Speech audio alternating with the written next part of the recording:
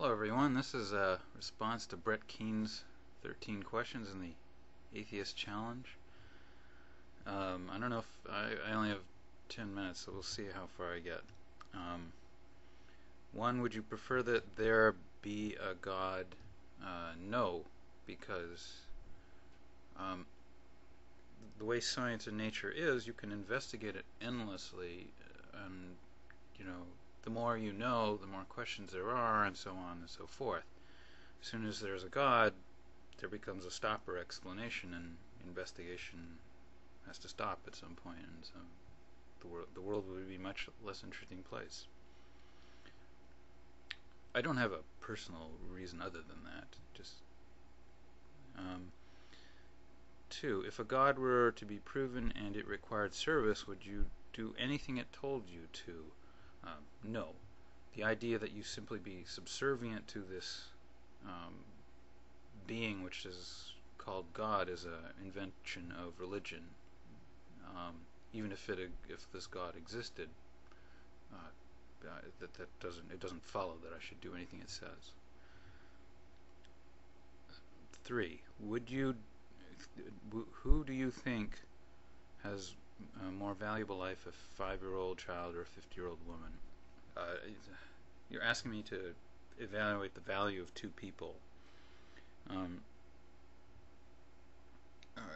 I could pick random criteria. I mean, you're not narrowing it down. Like, I'm not supposed to know anything more about these people. So it's like, a 5-year-old, I don't know, who grows up to become, Mussolini, and a 50-year-old a 50-year-old woman named Mary Curie. I don't know, so, but, a 50-year-old woman has had all her kids, though, usually, and a 5-year-old hasn't. So from that point of view, you could value the 5-year-old, but I don't know. The question, I don't think, you have to know more information to be able to fairly judge. On average, the 5-year-old child, I think, is more valuable, but it's hard to, it's ridiculous to. The question is it's not helpful.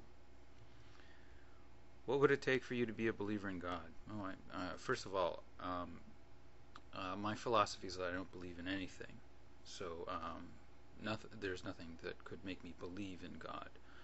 If you prove to me that God exists, then I would accept it as fact that God exists, but I still wouldn't believe in it, if you understand the difference. 5. Have you ever done anything you consider to be altruistic?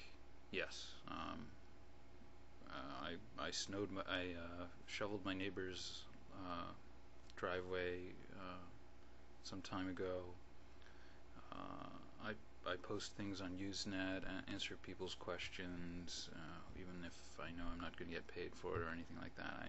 I mean, low levels of altruism. I'm not like some saint or something like that, but I do so on a regular basis, I think.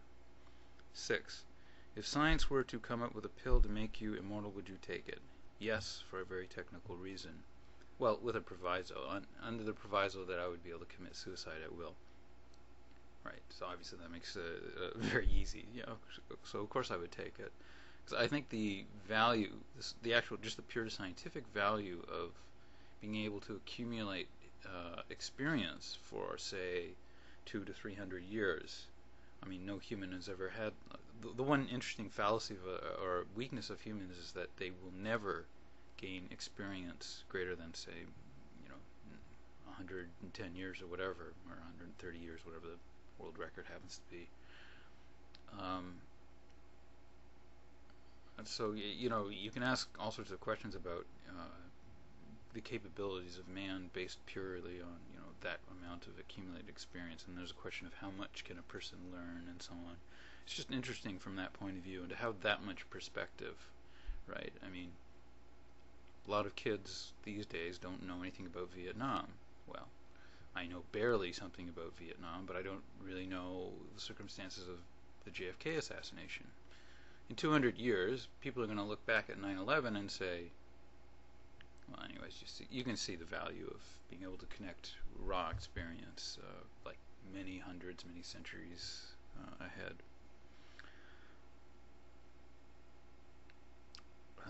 But I mean, if I were forced to live forever, not be able to, not be able to die, that would suck because Alzheimer's or something like that would eventually get me, and I would eventually live out,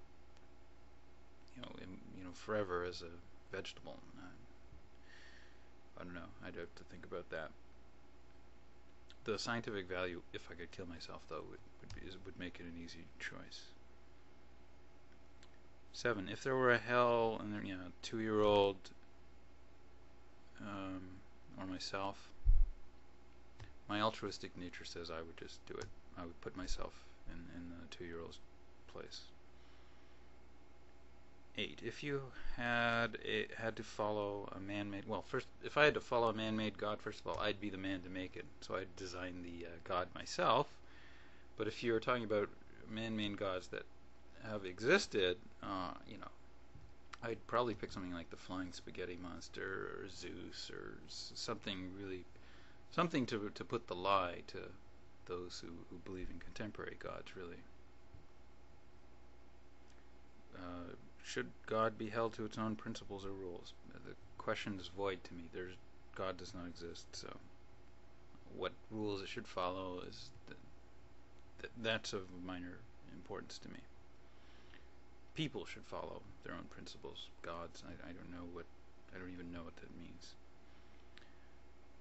Do you hate God and anyone who believes in it? No, that's a ridiculous position. I do not hate God, just as I do not hate Santa Claus. Hate is an interesting emotion. Its only value is if you apply it to people who you know very well. Otherwise, you're essentially hating an abstract concept. Furthermore, the fact that people have been caught by religion earns my pity, not my hate. 11. Do you feel agnostics are honest in their opinion? They might be, but they are making an intellectual error. Whether it's honest or not, I don't know. An agnostic is not necessarily lying to themselves in order to take their position. They just may not be able to process the information correctly. 12. If you could go back in time and kill Hitler, would you do so? Actually, that's a complicated question. Just to save the 6 million Jews, if that were the only difference, then fine. But you see, Hitler, it turns out, was a bad strategist. So the key point of that was that he lost World War II because of who he was. On the other hand, U.S. Embraced the concepts of propaganda and incredible industrialization and capitalism as a result of it. And we, of course, created the atomic bomb. So there are many, but if I kill Adolf Hitler, would that just have delayed the inevitable, and would things have manifested themselves in other ways? So it's a bit of a hard question. Just for saving the 6 million Jews, what the heck, why not? Or 12 million, or however many it was. And the bonus question, prove that a man named Jesus existed. Okay, that's not a question. You want me to go off and okay. My belief is that there was no concept of really good record keeping back in 0 or whatever 30 AD or whatever it was that can be relied upon at all. You have to have a ridiculous preponderance of independent confirmation from multiple sources. So to prove that Jesus existed, what you would want is for testimony of his existence to have come not only from those who are interested in him existing, but from, people uninterested, like say some Chinese traders happen to meet up with him for some bizarre reason or something like that, and they could just note him. You know what I'm saying? In any event, I'm not a scholar on these things. I don't know what the status of the existence of. Some people are writing books these days claiming he probably did not exist, and that's fine. I don't take a position either way. Since I don't believe, I don't, whatever.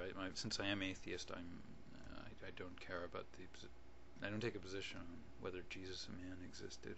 I don't really care. I don't think it matters.